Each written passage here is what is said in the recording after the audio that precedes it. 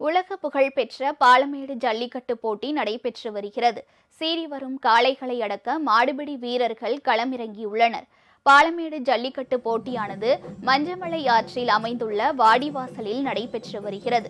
மதுரை மாவட்ட ஆட்சியர் பிரவீன்குமார், காவல்துறை கண்காணிப்பாளர் அரவிந்த் ஆகியோர் முன்னிலையில் வீரர்கள் உறுதிமொழி ஏற்றனர். அதன் பிறகு துணை முதலமைச்சர் உதயநிதி வருகை தந்ததும் முதல் சுற்று போட்டிகளை கொடியசைத்து தொடங்கி வைத்தார். முன்னதாக பாலமேடு பட்டாளம்மன் கோவில் காளை மிகுந்த உற்சாகத்துடன் களத்திற்குள் கொண்டு வரப்பட்டு வாடிவாசல் வழியாக அவிழ்த்து விடப்பட்டது. அதனை பிடிக்காமல் வழிவிட்டு வழிபட்ட மாடுபிடி வீரர்கள் அடுத்தடுத்து சீறி பாய்ந்த காளைகளை அடக்க தீவிரமாக களமாடி வருகின்றனர். சுமார் 1000 காளைகளும் 600 மாடுபிடி வீரர்கள் பங்கேற்றுள்ளனர்.